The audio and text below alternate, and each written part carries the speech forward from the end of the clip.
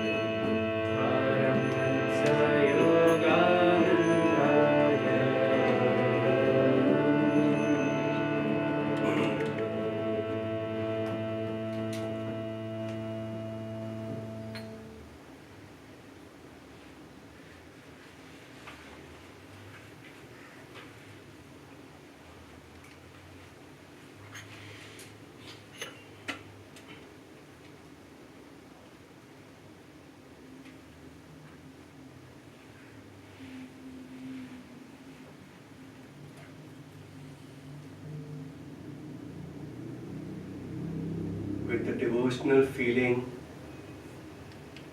which has now awakened in our hearts. Let's pray to our Master and the great ones together. Heavenly Father, Divine Mother, Friend, beloved God, Jesus Christ, Babaji Krishna, Lahiri Mahasaya, Swami Sri Yukteswar, our beloved Guru, Paramahansa Yogananda, saints and sages of all religions, humbly we bow at thy feet. Divine Mother, long have I called out to thee. Help us to feel your presence. Give us this sweet taste of inner renunciation, which we are all seeking. Give us the strength to practice these great teachings, so that we may overcome all obstacles that bind us to delusion, and come home to thee.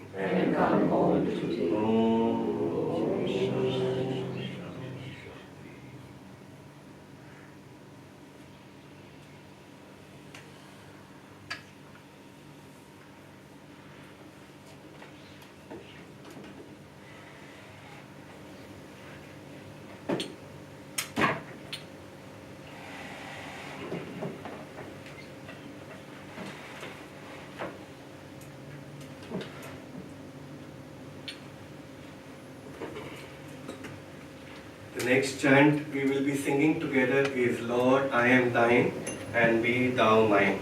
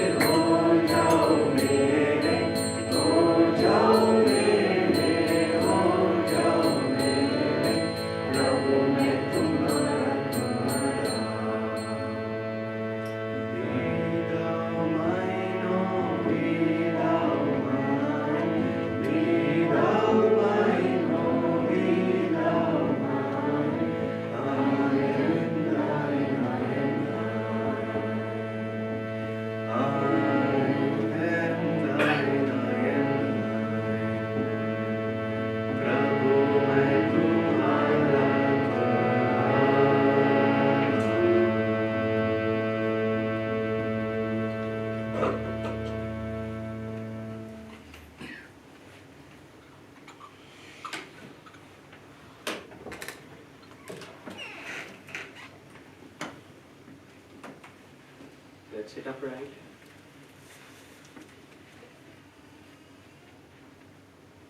Gaze uplifted.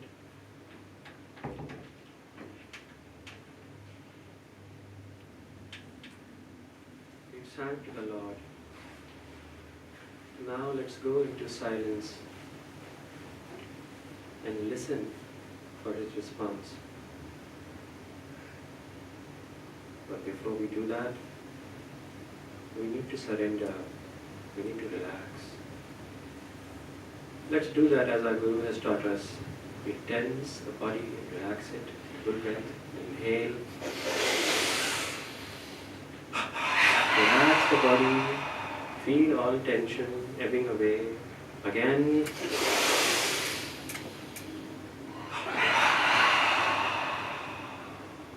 Feel your body lighter. One more time.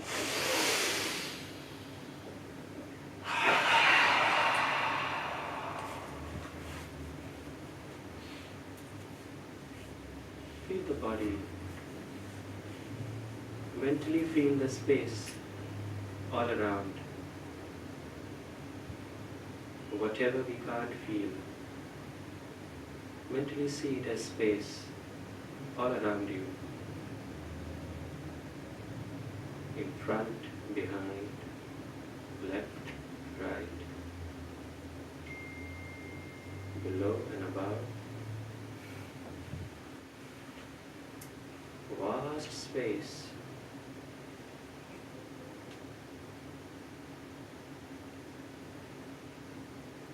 Feel that space entering legs, thighs,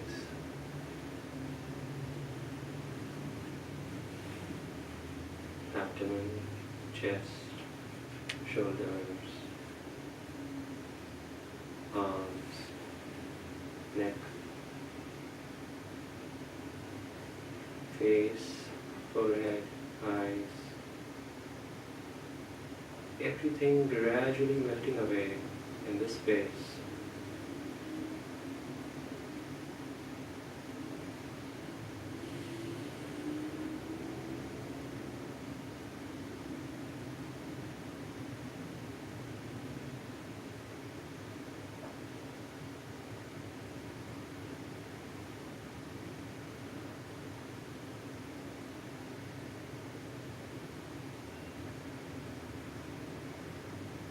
Only our awareness is left. Watchful.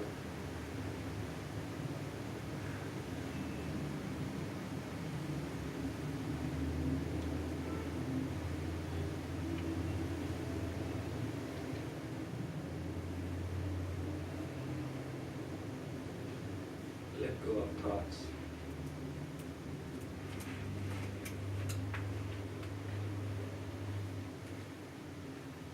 Nothing is urgent right now.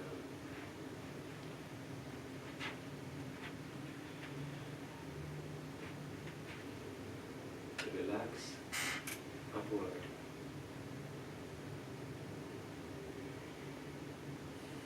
As if floating through to the spiritual eye.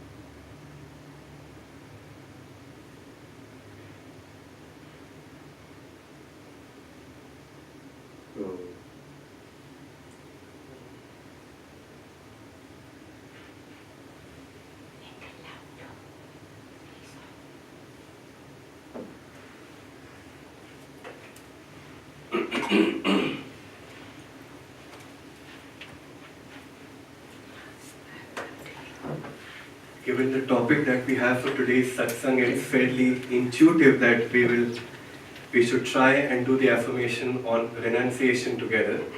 And before practicing any affirmation, it's very interesting to always see the real meaning behind what that is.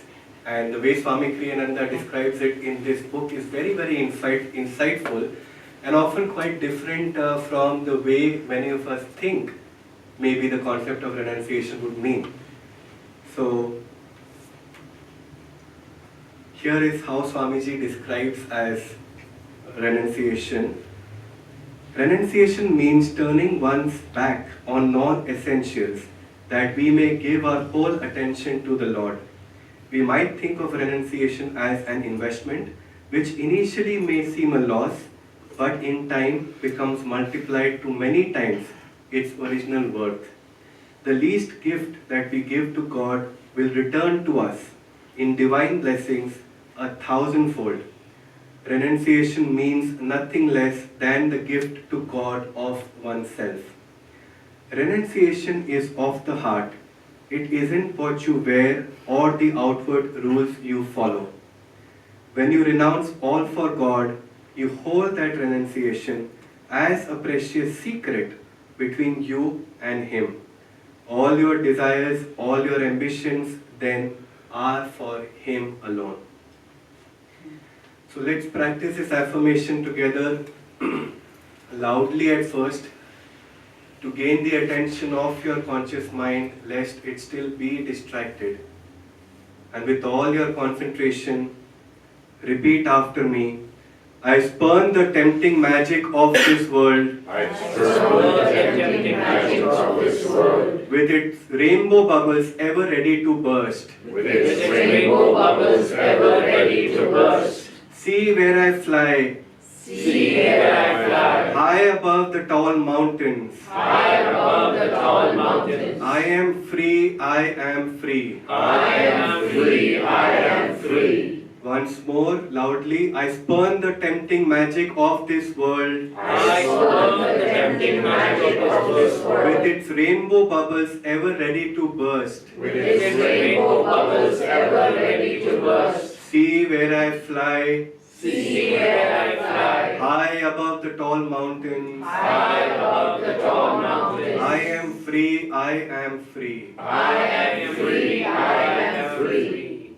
In a normal voice now, with even deeper concentration, I spurn the tempting magic of this world. I spurn the tempting magic of this world. With its rainbow bubbles ever ready to burst. With its rainbow bubbles ever ready to burst. See where I fly. See where I fly. High above the tall mountains. High above the tall mountains. I am free, I am free. I am free, I am free. In a whisper now, keeping the gaze uplifted at the point between the eyebrows, concentrating deeply at the spiritual eye, integrating the words of the affirmation into your being. I spurn the tempting magic of this world. With its rainbow bubbles ever ready to burst. See where I fly. High above the tall mountains. I am free, I am free. Silently now, absorb the meaning of every word as you go through it mentally. I spurn the tempting magic of this world with its rainbow bubbles ever ready to burst. See where I fly, high above the tall mountains. I am free, I am free.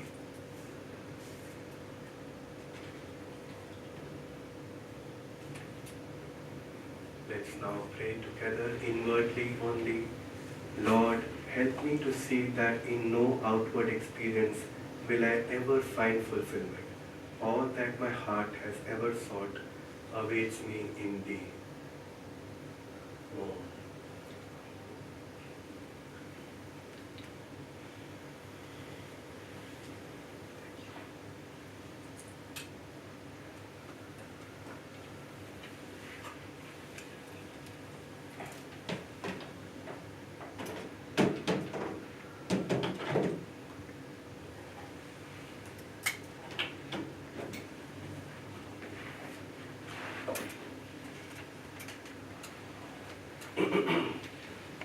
No, not enough.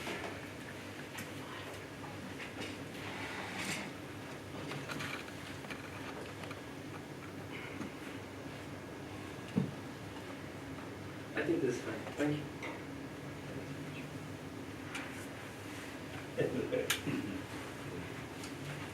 Yes. You want to? No, it's good. Thank you. Thank you all. No, it's, yeah, Let's go I'll for it. speak loudly. Am I audible? Yes. So, again, welcome. Thank you for joining. Everybody here, everybody online, especially at the ashram. Now, our topic for today is, it was supposed to be renunciation and householders. It became renunciation for householders. But before we go into renunciation, I think it is very interesting to explore what happened. Why are we here? Right? It's a question I sometimes think of, how exactly we end up where we are. And while it's a question is very difficult to answer, and masters have said you'll know it when you'll know God. But there's a very simple analogy which we generally give in our classes, which is very helpful to understand or get at least a sense of what has happened, maybe what has gone wrong. So we always invite people to just imagine that you are a free soul, freshly born. You are free, your consciousness is free, expanded, you don't need anything, you're in joy. You happen to have a body, you're just walking down the road, fully blissful, sun is shining down, birds are chirping, everything is totally blissful and you're happy from inside. And then suddenly, you see an ice cream vendor. And then you're like, it would be so good if I could have that ice cream. Now, you go to the ice cream vendor, dig into your pockets, nothing. You've just been born. You don't have money, of course.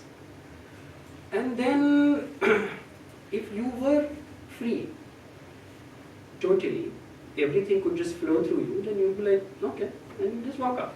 Again, free, enjoying the birds, enjoying your own joy. But there is something which got stuck inside us, which became a desire, which became a vortex of energy, which became a whirlpool. And now, I've started hankering for that ice cream. Suddenly my joy has become conditioned on that ice cream. And then I start thinking, how will I get that ice cream? Now that I don't have that ice cream, now that I don't have money to buy that ice cream, life is not good. I need that ice cream. And then you start trying to figure out how to get money. And then it's a journey that starts. And then suddenly you see something else and you want that. And meanwhile, while you're on this journey to earn money to get that ice cream or get that car, suddenly somebody says something to you, you get hurt, you get hurt. And then suddenly you're angry.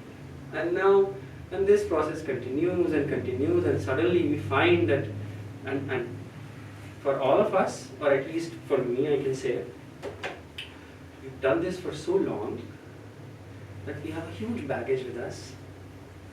And that baggage doesn't really help us feel light and soar and be joyful. What we were trying to do in the brief meditation and the prayer of renunciation, we are not that joyful, we are not, it has become conditioned, right? So the entire process of spiritual life then is what is, as we know it, the entire process is trying to go back, withdraw this involvement with this world, trying to withdraw your energy first, withdraw your consciousness and take it inside, take it upward, take it inward, trying to again, maybe in small steps, try to start giving energy and attention to the higher reality, the higher self, maybe we call it God. It's that process of going inward, away from what has taken away our joy, and our joy has got logged into so many things outside, whether it is family members, how people treat us, a lot of historical things which have no relevance now, but somebody said something to me 10 years back and I'm still angry at that person, right? It is at the end of the day my energy that is locked in here and there. So this spiritual life is an entire process of going inward. And when you are trying to go inward, trying to achieve that state where, I think in the poem Samadhi it says, spotless is my mental sky below, ahead and high above. You're trying to achieve that space. So to become spotless, two things are essential. Right? The first thing is, stop putting new spots, right? And the second thing is, please remove the spots that are there. It's very simple, like we all clean our windows, so it's a simple, everything is very simple actually. And so then the first step is, you have to stop putting in new stuff in you and try to disentangle yourself from whatever you are already entangled in. And this is where renunciation comes, right? We are, as seekers, and I'm not talking about as householders or as renunciates or whatever, I'm just talking about as a human being. If you want to go on this journey, reversal and going back to the source, if you say, or going back to your expanded state, so to say, in whatever way you can appreciate, understand it, then the process is the same, that we have to first disentangle ourselves. And that is where renunciation comes. Renunciation has been known as, in India is known as sannyas. People historically have become monks. There are monasteries in the West. In India, every religion has this concept where you leave the world, because the world is entangling you, you leave the world and you become, and there are vows which people take, vows of maybe poverty, chastity, obedience. There are different kinds of vows that are there. And then you try to essentially stay away from the world as much as possible, stay in company of people, usually same gender people, and you try to always engage in uplifting, upwarding acts, which whatever techniques maybe have been given to you or whatever, and you engage in that. And that gradually cuts down. Say if you've gotten into a habit and if you want to break it, then removing yourself from that environment helps in breaking it down, right? This is what traditional system of renunciation or sannyas helps to achieve.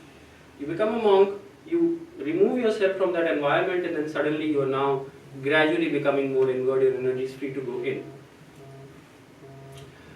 People are encouraged not to be associated with places, not to fall in love or get attached to places, to people, to things, possessions. So you see monks walking around all the time, not staying at one place for a long time, not associating with people for a long time. Unfortunately, for householders, that is not an option, right? I can't move from place to place every day, right?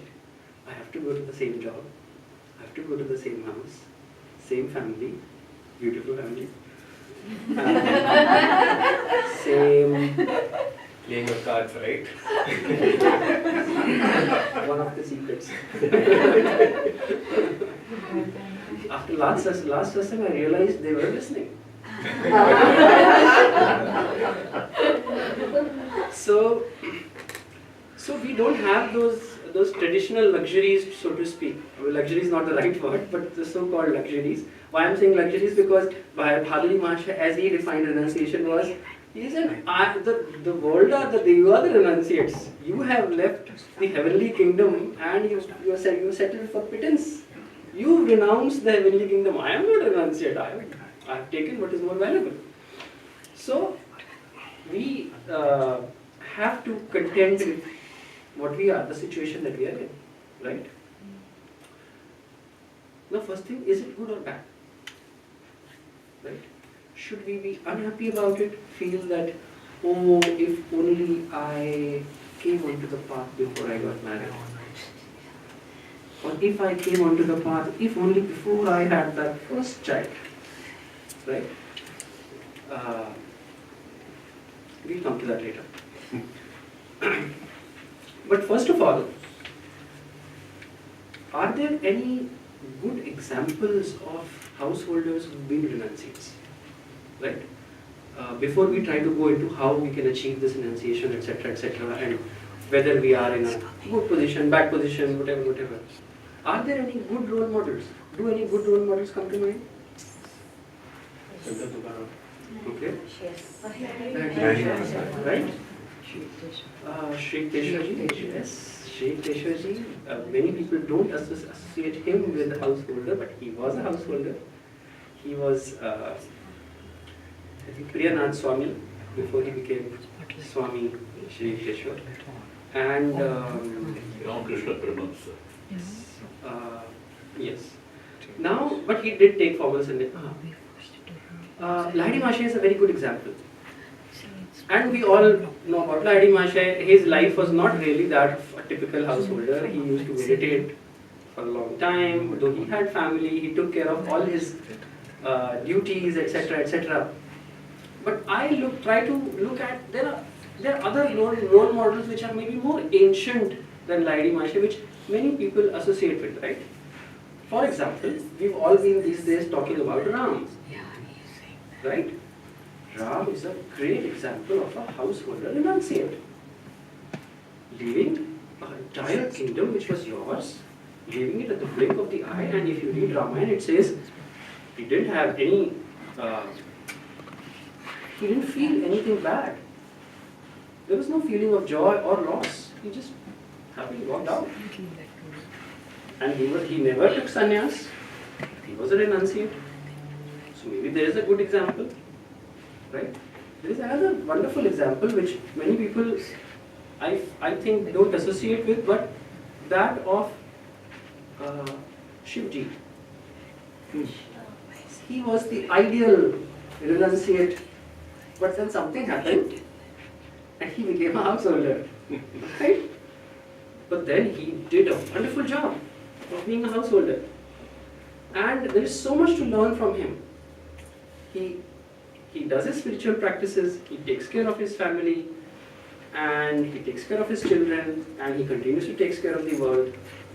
And one specific, a few qualities that if we were to pick up from him, there is that, as whoever reads, there is something called Panchakshari Stotra which goes like Nagendra Hara, right? And of course, those are not the ideal qualities. Nagendra, I mean, putting a snake around you, all that doesn't seem to really work for all householders.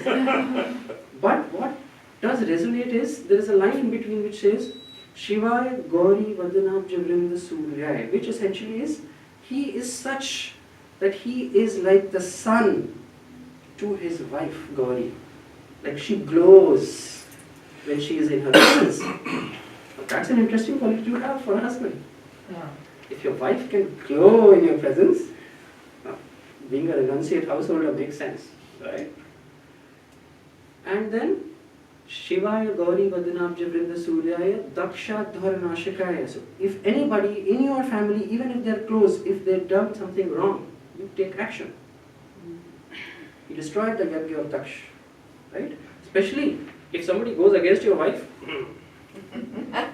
not good, right? That's a good quality to have. Shri Neelakantaya Vishadvajaya. Well, these two, Neelakanta, absorbing whatever is negative to yourself and giving out the good. That's a good quality to have for a householder, renunciate, for a householder yogi. And Vishadvajaya is essentially keeping aloft the Dvaja of the which means always staying true to Dharma, irrespective of whether you are a householder or not. It does not matter, because Dharma comes before everything. So there are some of these qualities which you can just quickly pick up from even the life or the characters of even Shiva. And another very interesting quality that I find is he's Bholenath, Ashutosh, which means he is very easily pleased. A very good quality to have for a householder. And so maybe it's worth it to be a householder renunciate, right? Maybe we can attempt that. And another question which I think about is, and maybe all of you think about is, why do we keep taking these rebirths again and again? Why should we work on all of this, right? A very interesting, for our problems we are told look to God, right? And so if you look to God, if you look to Krishna, if you read in Gita, what he says, why does he come again and again, right? He says, I come again and again to, in a cosmic sense, to vanquish the evil, to uphold the good. That is what he comes for again and again, right? In our limited sense, that is why we also are reincarnating yuga after yuga. We are also ancient. We are reincarnating yuga after yuga to do what? To vanquish the evil, maybe not everywhere, but within us. To support the good qualities, maybe not everywhere, if possible, yes, but primarily within us. So we've also been taking birth and form again and again, just like Krishna, in this journey, in this endeavor. And now being a householder, it puts you in a very position of advantage. One, you get to experience and learn from a lot of... So this life is for learning, first of all. It's not a joyride. We've not been coming ages after ages, yugas after yuga, for joy. Joy is if you don't come, I think. Infinite joy, nothing to worry about. But then let's get on to the job. If you have to get on to the job, then the best way to do it is run towards the lessons that you have to learn. And the best way of doing that is being a householder. So it is very fortunate to be a householder. As Laini Maharaj said, the householder path, if you can follow it impersonally, do your duties, it is the higher path. So, we are blessed to be householders. And now, to be a householder renunciate, to actually fulfill this mission that we've come down with, a few key quick points that we can work with. There is this book by Swami Kriyananda called A Renunciate Order of the New Age, where he's given a few very interesting points. See, historically, renunciation has been world negating. But now that we are in a higher age, it is a positive affirmation of expansion. Renunciation and joy are the two sides of the same coin. Now renunciation is letting go of the small, which is our ego, small e, and expanding the whole. And this can be best done in a family because fortunately family members want to love you. In office, maybe my colleagues don't want to love me, but my family members are programmed to love me. So if I do things right there, to myself and consequently to them, because it is more of me which I am, my energy that matters, more than anything that I say or do, even at home or office or wherever, right? If I do that right, then people will respond and they want to love me. You'll get love, and life would at least, that part will be sorted, right? So again, it makes sense. So few key steps, there are a lot of steps given there, prerequisites for for joining the order. It's a long list, it's a daunting list, but 6 points which I always feel are very pertinent to a householder, yogi householder renunciate. What are those key points? The first point is non-attachment. Non-attachment to things, desires. And you will see that all of these points are somehow also linked with the yamas. So this is not a yama class, we will not go into the yamas, but they are linked to the yamas because they are universal. Non-attachment is aparigraha, right?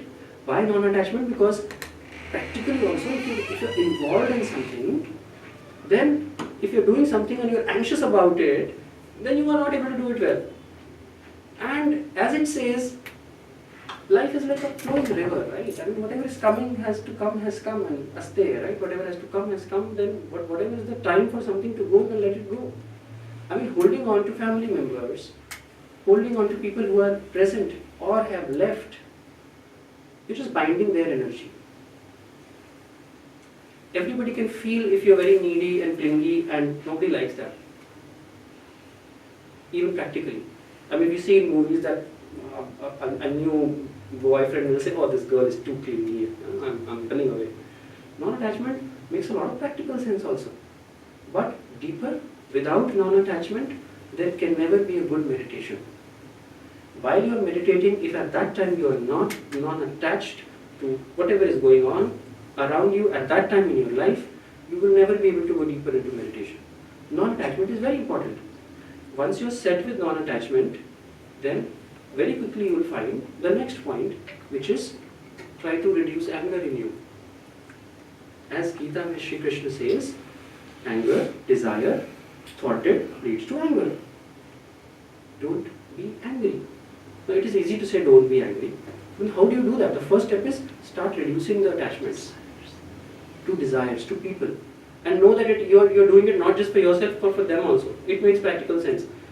How I try to look at these teachings, I try to experiment and see if they're working. Small incremental steps at home, at office. And then I see, yeah, they are working. So let's take the next step. And once you've done this and the anger has gone down, then the next step is what comes of itself, let it come. Now this is acceptance, which is most important for a family member. A person who wants a householder, who also has spiritual aspirations, who wants to be a yogi or a renunciate. This renunciation of acceptance, first of all you have to be accepting of people as they are. Know that my wife, my children, they have their own journey. Be respectful of that. Don't try to impose your ideas, because your ideas are your own. They have their own journey. Just like my daughter, if there is some habit which is not desirable, I try to correct it. Beyond the point, I see that she has her own life. All I'm doing is I'm just creating bad blood between us by just harping onto something and just unnecessary scolding. Right? I mean, asking my wife to maybe do something which she doesn't want to do is just unnecessary. If beyond the point, you have to recognize when to stop, when to give them their own space.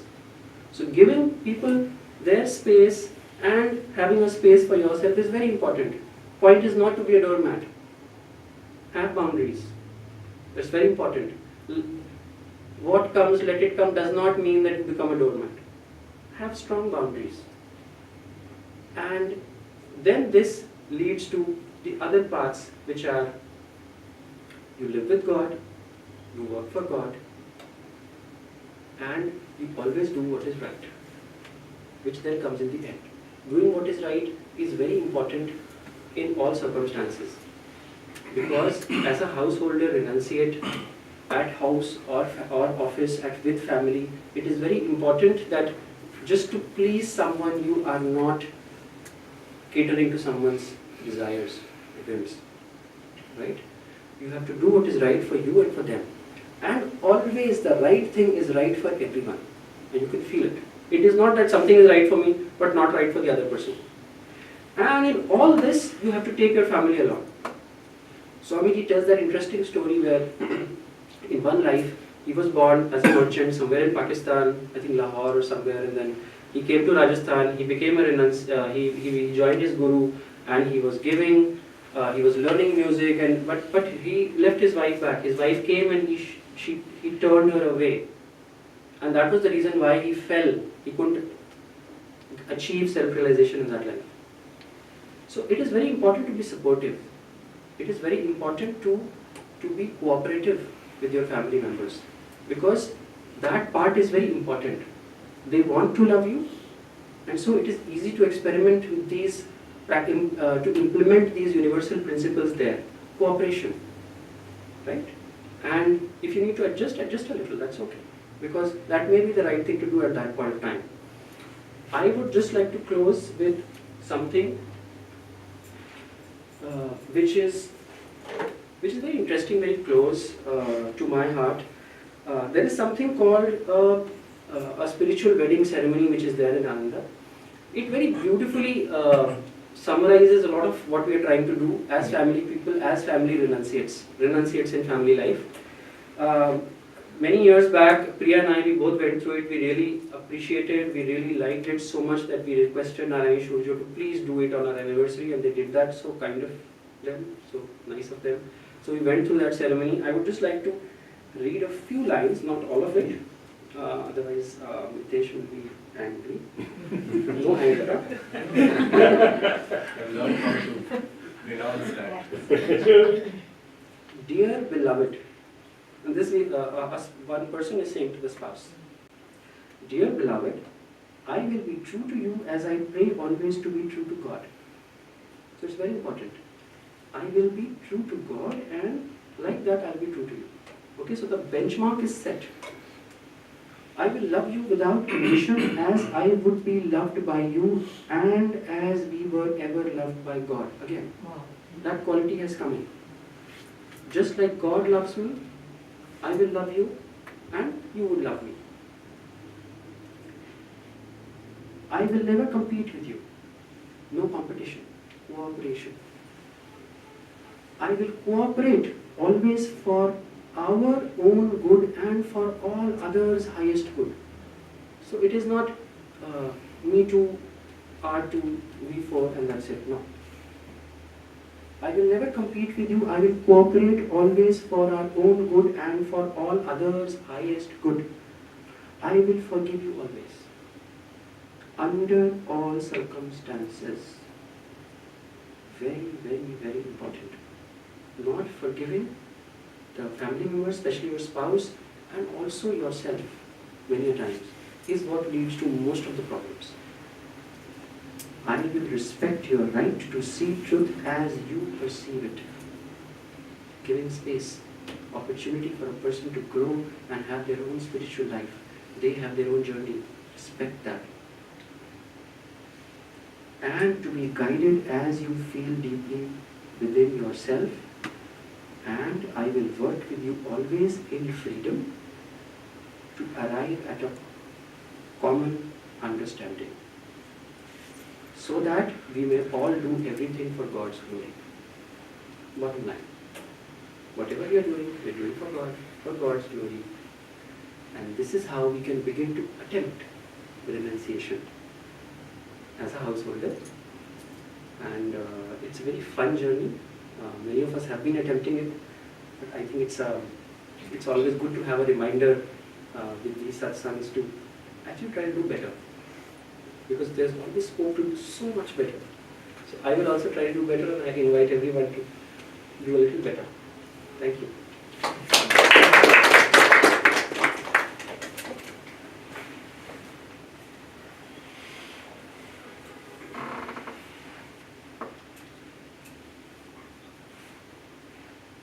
Thank you, Abhijit. I just want to start with a small story, my own personal experience. So 10 years back, when I first came to the path, I had just become a householder and I became a disciple of Master. And as it is very common to all of us, like Abhijit also mentioned, is you always have this lurking desire that I wish I had come to the path just a few years earlier. Maybe I would have then become a monk and maybe I would have achieved freedom. So all I was trying to do after I first came to the path was finding ways and means to meditate. And not getting the time to meditate, I must find a place, I must find suitable time, and I will only try to meditate. And with that initial enthusiasm, which we all think that meditation is something that we can do. If we were not married, we could have meditated for hours and hours and hours and achieved self-realization. It would have been that simple. But what happened was, a few years later, I went for my first seclusion. Okay, it was not for a very long time. It was just for about 3 or 4 days. But I had all the time in the world to do nothing else but only meditate.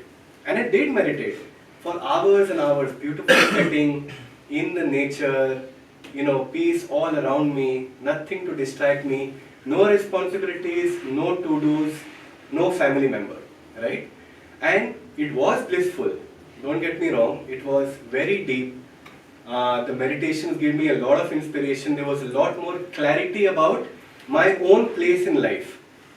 And one such insight or that came to me with a lot of energy and clarity was, Mitesh, you are exactly where you need to be.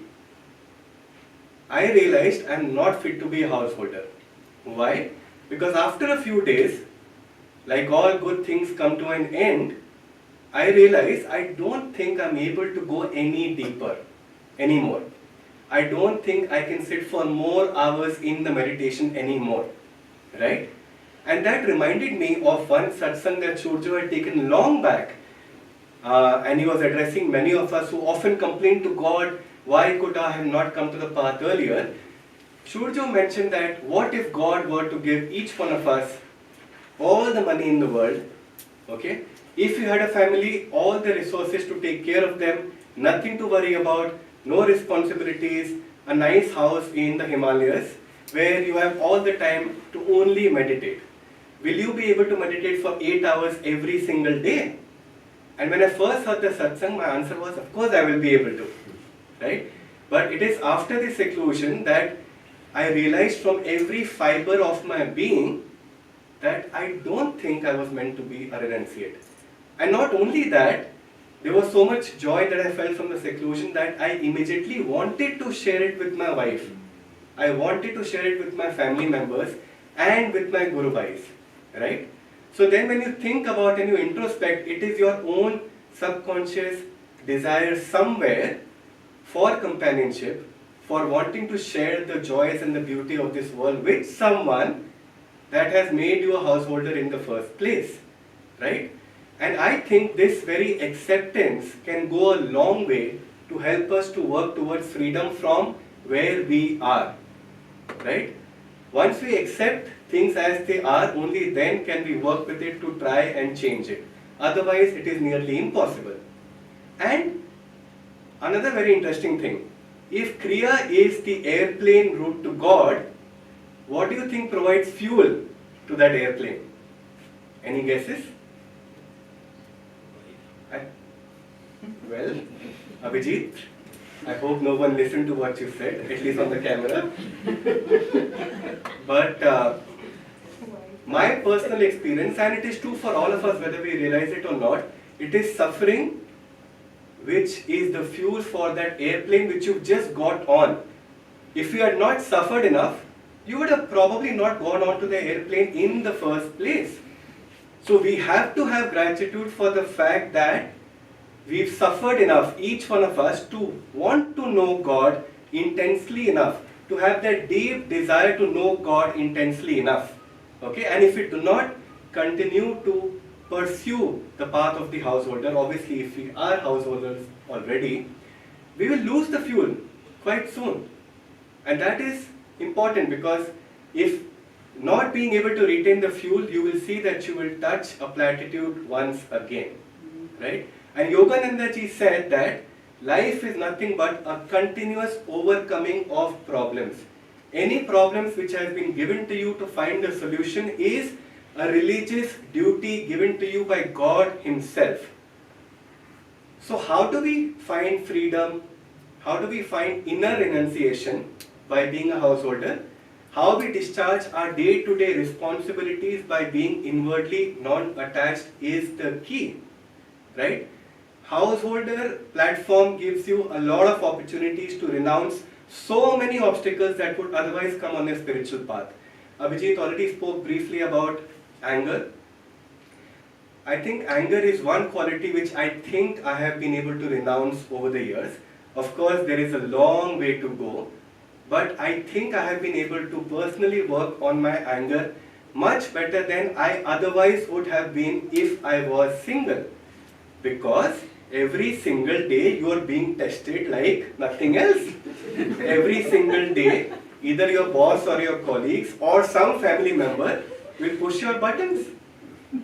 So, how will you learn to practice ahimsa if you're not a householder? Otherwise, the journey can be really long as a renunciate. You're happy, you're peaceful with nobody troubling you, but it can take a very, very, very, very long time to become free. The second thing that we can all learn from being a householder is how to renounce your personal likes and dislikes for the larger good of the family. Isn't that what yoga all about anyway? Neutralizing the vortices of the emotional feelings of your heart.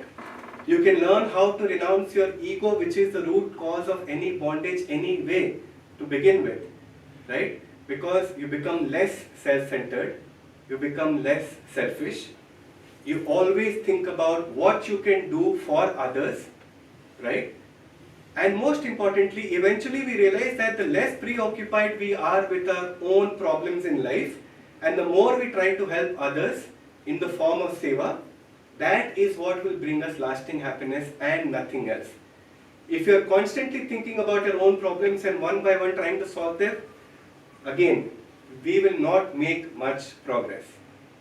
And let me also tell you about some of the ways in which we can find freedom by not renouncing some very important qualities that are essential for freedom.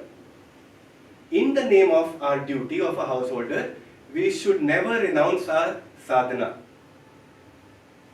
Do your daily meditations, do your daily sadhana without missing it, no matter what happens, because our sadhana gives us that calm inner joy to be able to deal with any situation that we face on a day-to-day basis, right? If you don't have that inner calmness, if you're not carrying that portable paradise of joy within you, you will anyways not be able to help anyone. You will anyways not be successful. So do not take the excuse of your household responsibilities or duties to renounce your sadhana. Never do that. Another very interesting example, something which I tried a few years back. I was trying to meditate in the house, and there was something going on outside, and my wife was talking to someone, and clearly there was a problem that needed some attention. And normally I would drop my meditation and I would go out and I would try to see what is it that I can do to help. This time around, for a change, I was brave enough and I said, I will not get up. Let me continue my meditation. Anyways, I am not being expected. Nobody has called me to come outside and see what the problem is. So why should I bother? I prayed to Master. I continued to meditate. I continued to find joy despite all the commotion which was going on outside. And by the time I finished my meditation, and I thought now I have the sufficient capacity to go out and deal with whatever problem is there, surprisingly the problem had taken care of itself, right? And we see that very often playing out in our life on a day-to-day basis, don't we? I mean, if we think about the life of Lord Krishna, he is the supreme Lord of the universe. He had one of the most so-called difficult life of a householder, if we may so put it. I mean, large families, political struggles, insecure family members, some cousin not wanting Krishna to get married to Radha and would play all sorts of plots to bring about their downfall. So obviously Lord Krishna himself went through all of those so-called struggles of life. But if I were to believe what I read from the books or from whatever I have seen on TV, he would seldom intervene to take care of any problem. He would stay back and let the karma of each and every person, his close family members and loved ones, play each other out.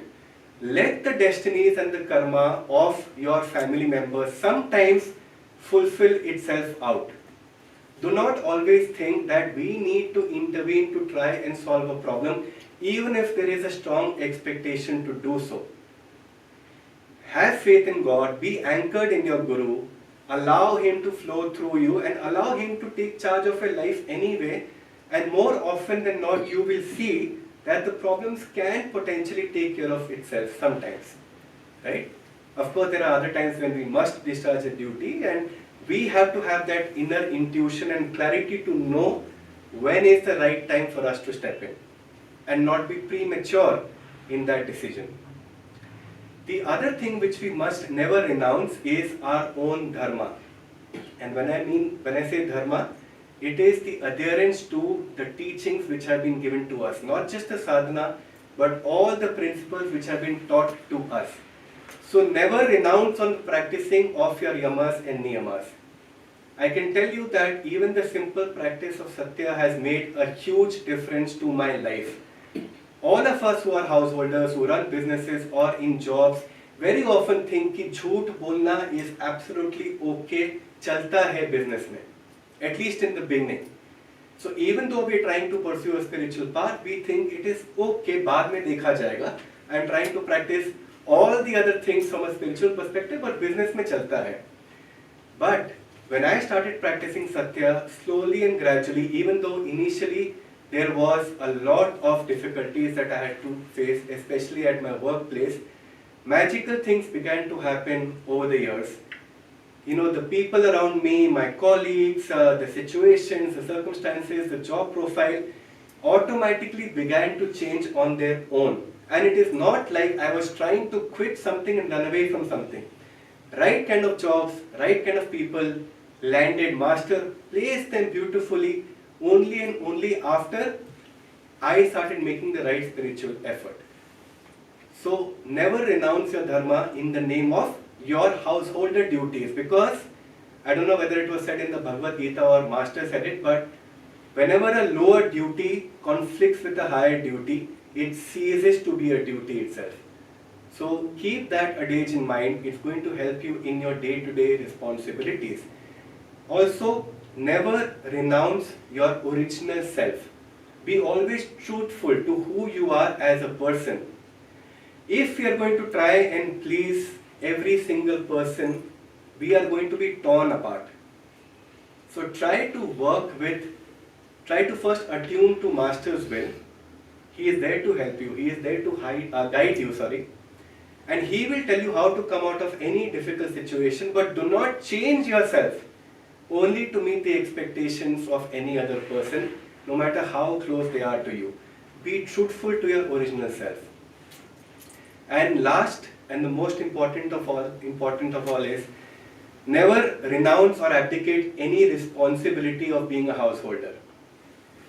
If you try to run away from any responsibility, you can be rest assured that that person or that situation, similar set of situations or similar set of people will find their way back to you if you have tried to abdicate your responsibility without overcoming your karma.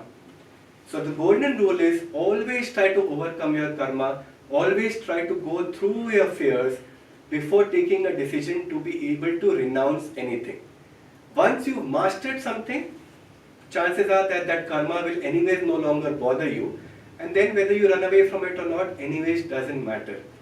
So never renounce anything, and I've seen countless examples of people within Ananda and otherwise who, based on their initial enthusiasm, would leave everything lock, stock and barrel to pursue the spiritual path, and very soon they would go back to becoming a householder. And this happened several times to many of Master's disciples themselves.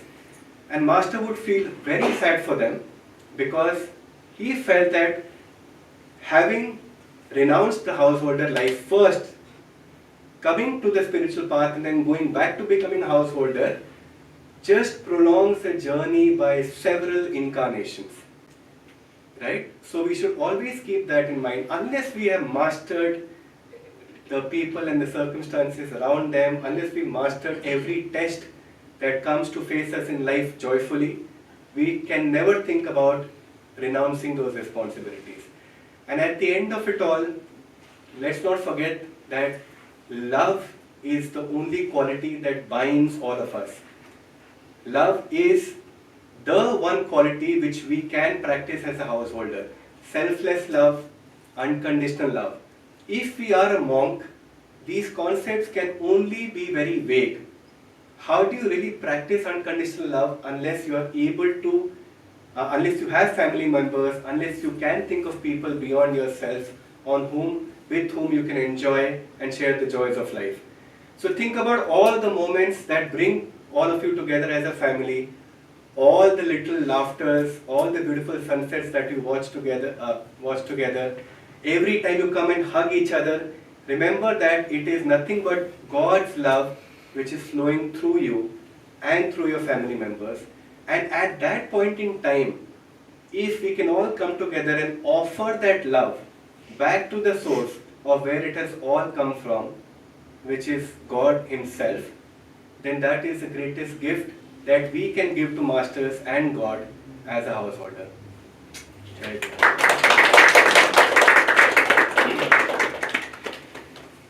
We shall have the Aarti now.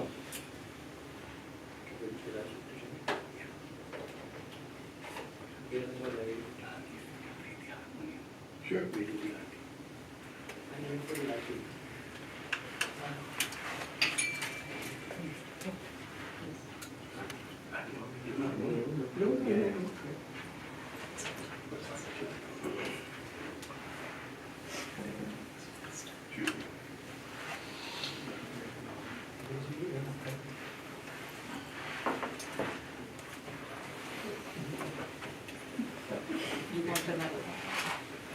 Yes, they do. But we're going to get you another one. We're going to get you another one. So it's on you, but. We're getting a candle for you.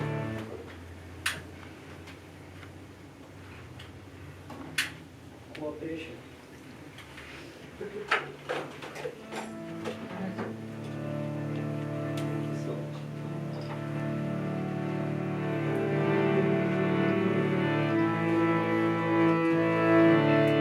I will sing thy name, I will sing thy name, and there thy name. I will sing thy name, I will sing thy name, and there thy name. I will sing thy name, I will sing thy name, and there all round go with thy name. I will sing thy name, I will sing thy name, and there all round go with thy name. Om Guru, Om Guru, Om Guru, Om. Om Guru, Om Guru, Om Guru, Om. Om Guru, Om Guru, Om Guru, Om. Om Guru, Om Guru, Om Guru, Om.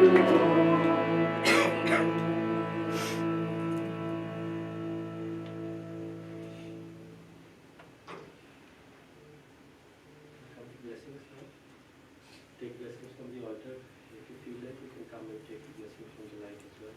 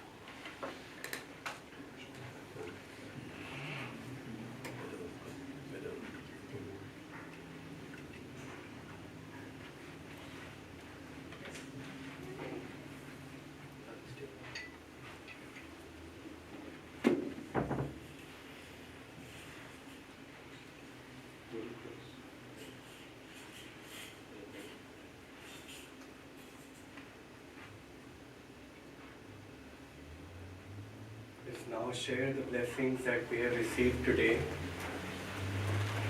Let's all please stand up. Divine Mother, Divine Mother, Thou art omnipresent. Thou art omnipresent. Thou art in all these Thy children. Thou art in all these Thy children. Manifest Thy healing presence. Manifest Thy healing In all presence. bodies. In all bodies. In all minds. In all minds. And all souls. And all souls.